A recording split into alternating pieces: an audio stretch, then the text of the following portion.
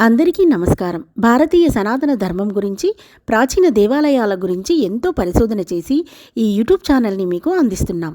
Subscribe చేసి పక్కనే ఉన్న బెల్ ఐకాన్ని క్లిక్ చేయండి. హర మహాదేవ, శంభో శంకర, ఓం నమ శివాయ. సనాతన దేవాలయాల రాజమార్గం యూట్యూబ్ ఛానల్కి స్వాగతం. ఈరోజు మరొక అద్భుతమైన దేవాలయంతో మీ ముందుకు వచ్చాను.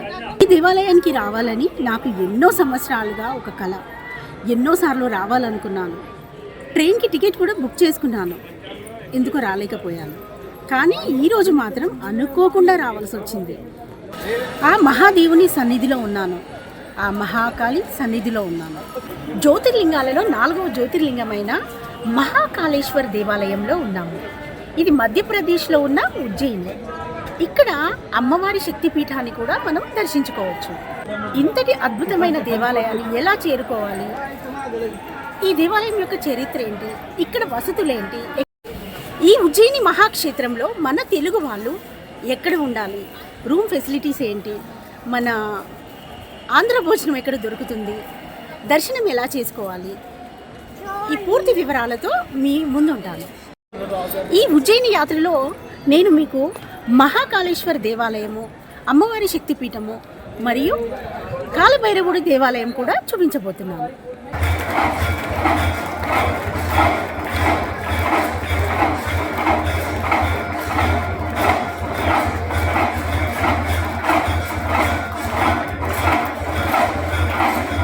హర హర మహాదేవ.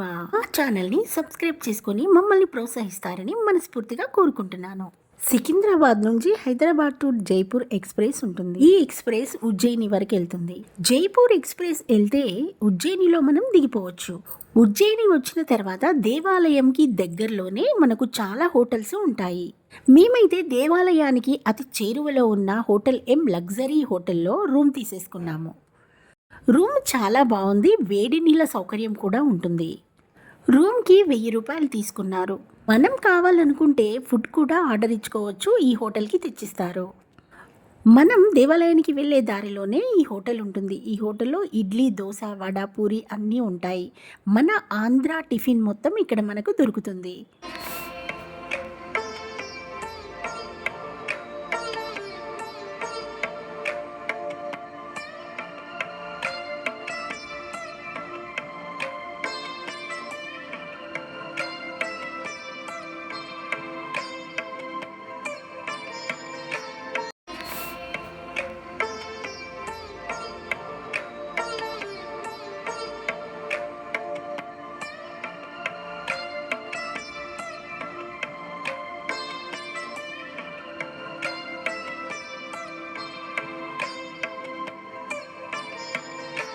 ఉజ్జయినిని పూర్వకాలంలో అవంతి అని పిలిచేవారు.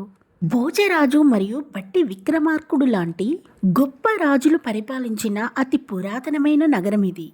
ఈ దేవాలయానికి చాలా ప్రత్యేకతలు ఉన్నాయి. హిందువులకు మోక్షాన్ని ప్రసాదించే సప్త మోక్షాలలో ఈ ఉజ్జయిని ఒకటి. మహాశివుని 12 జ్యోతిర్లింగాలలో మహాకాళేశ్వర్ జ్యోతిర్లింగం ఉన్న ప్రదేశం ఇది. అష్టాదశ శక్తి పీఠాలలో మహాకాళీ శక్తిపీఠం ఉన్న ప్రదేశం ఇది. శ్రీకృష్ణుడు విద్యని అభ్యసించిన సాందీపని ఆశ్రమం ఉజ్జయినిలోనే ఉంది.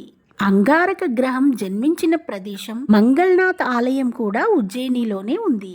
అదేవిధంగా 12 ఏళ్లకొకసారి కుంభమేళా నిర్వహించే 4 ప్రదేశాలలో ఉజ్జయిని ఒకటి. ఎన్నో విశిష్టలు కలిగిన ప్రదేశం ఉజ్జయిని. నేనైతే ఉదయం 7 గంటలకు దర్శనానికి వెళ్తున్నాను. చెప్పాను కదండి, హోటల్ అయితే దేవాలయానికి చాలా చేరువలోనే తీసుకున్నాము. నడుచుకుంటూనే మనం దేవాలయానికి వెళ్ళవచ్చు. ఇక్కడ 250 రూపాయల టికెట్ తీసుకుంటే మనల్ని డైరెక్ట్ దర్శనమేకే కాదు, మనతో ప్రత్యేకంగా శివలింగానికి పూజ చేయిస్తారు. ఈ టికెట్ తీసుకొని పూజ చేసేవాళ్ళు తప్పకుండా పంచని ధరించాలి. ముందే మీరు 250 రూపాయల టికెట్కి వెళ్ళాలని అనుకుంటే ముందే పంచా కండువా వేసుకుని వెళ్ళండి. ఆడవాళ్ళైతే ఖచ్చితంగా చీర కట్టుకొని వెళ్లాల్సి ఉంటుంది. ఇక్కడ బడా గణేష్ ఆలయం పక్కనే టికెట్ కౌంటర్ ఉంటుంది. ఇక్కడ మీరు టికెట్ తీసుకోవచ్చు. మీకు ఒకవేళ ఇక్కడ ఏమీ తెలియకపోయినా ఎవరిని అడిగినా మీకు హెల్ప్ చేస్తారు. మేమైతే ఫ్రీ దర్శనానికే వెళ్ళిపోయాము. ఫ్రీ దర్శనానికి వెళ్ళే వాళ్ళు కొంచెం ఎక్కువగా నడవాల్సి ఉంటుంది. ఇక దేవాలయము లోపలికైతే వచ్చేసాము. ఇదే మోడీ గారు రీసెంట్గా ఓపెన్ చేసిన మహాకాల్లో కారిడార్. ఇది ఆల్మోస్ట్ 1.5 కిలోమీటర్ ఉంటుంది. ఇక్కడ నుంచి మనం లోపలికి వెళ్ళాలి. ఇక్కడ ప్రతిరోజు స్వామివారిని వివిధ రకాలుగా అలంకరణ చేస్తారు. ఈ ఆలయంలోని పరమేశ్వరుడు స్వయంభుగా వెలిశాడని పురాణ కథనం. పూర్వం చంద్రసేనుడు అనే రాజు ఈ ప్రాంతాన్ని పరిపాలించేవాడు. ఆయన పరమశివ భక్తుడు.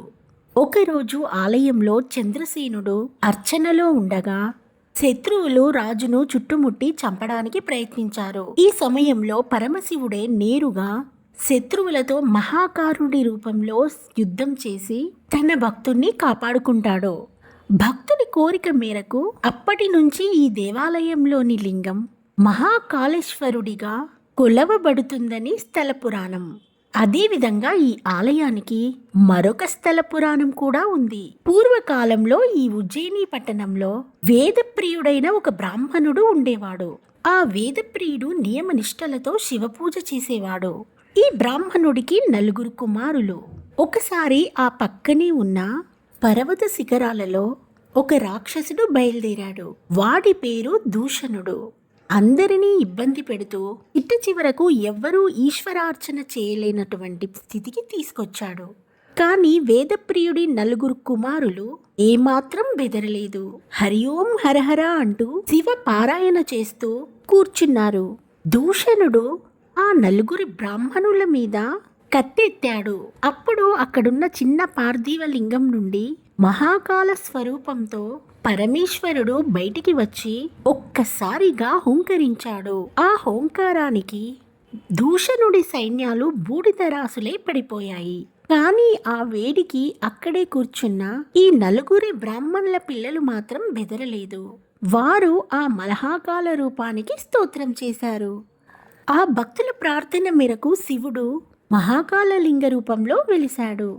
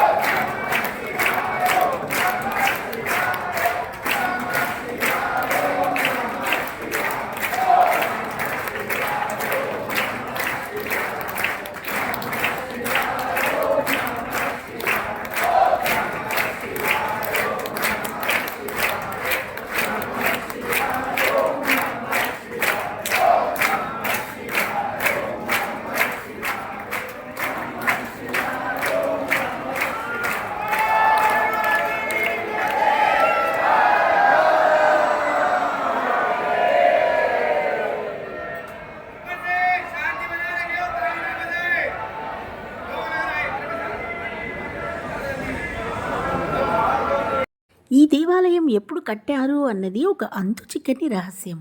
క్రీస్తు పూర్వం 600 సంవత్సరాల నాటి నాణాలపై ఉజ్జయిని మహాకాళేశ్వరుణ్ణి ముద్రించారు. అంటే దీన్ని బట్టి మీరు ఇది ఎంత పురాతనమైన ఆలయమో ఊహించుకోవచ్చు. ఈ ఆలయంలోని శివలింగం యొక్క ముఖం దక్షిణం వైపు ఉండటం వల్ల దక్షిణామూర్తి అని కూడా పిలుస్తారు. ఈ ఆలయం 3 అంతస్తుల్లో 3 శివలింగాలు ప్రతిష్ఠించబడి ఉన్నాయి. మొదటి అంతస్తులో మహాకాల లింగం ఉండగా 2వ అంతస్తులో ఓంకార లింగం ఉంటుంది. ఇక 3వ అంతస్తులో నాగచంద్రేశ్వర లింగం ఉంటుంది. వీటిలో నాగచంద్రేశ్వర లింగం కేవలం నాగుల పంచమి రోజు మాత్రమే భక్తులు దర్శించుకోవడానికి వీలవుతుంది. ఈ దేవాలయంలో శ్మశానవాసి అయిన పరమేశ్వరుణ్ణి భస్మంతో అభిషేకిస్తారు. ప్రతిరోజు ఉదయం 4 గంటలకు భస్మాభిషేకం చేస్తారు. ఈ భస్మాభిషేకం 2 రకాలుగా జరుగుతుంది.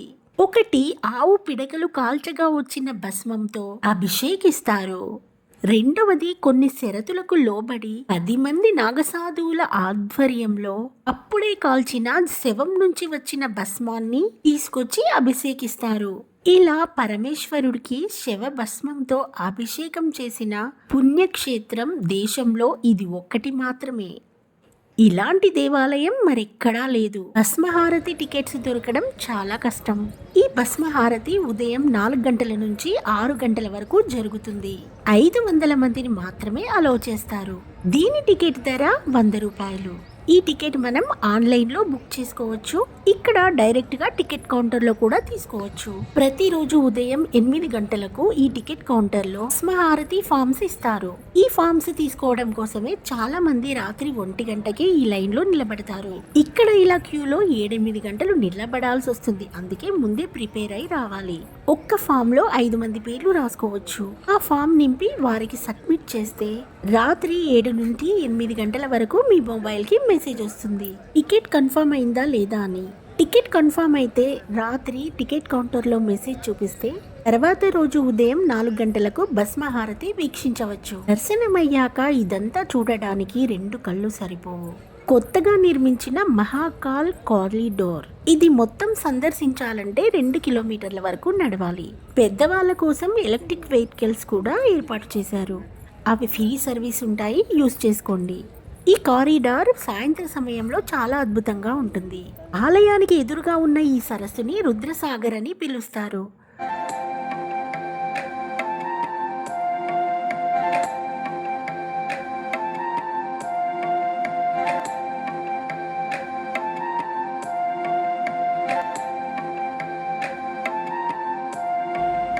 ఇక్కడ మనం సుబ్రహ్మణ్యేశ్వర స్వామిని కూడా దర్శించుకోవచ్చు.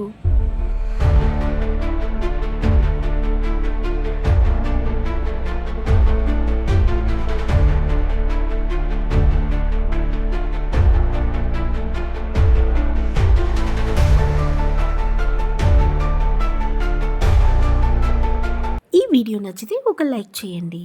మరొక అద్భుతమైన దేవాలయంతో మీ ముందుకొస్తాను. ఎవరైనా సబ్స్క్రైబ్ చేసుకుని వాళ్ళుంటే వెంటనే మా ఛానల్ని సబ్స్క్రైబ్ చేసుకోండి. హర హర మహాదేవ, శంభో శంకర.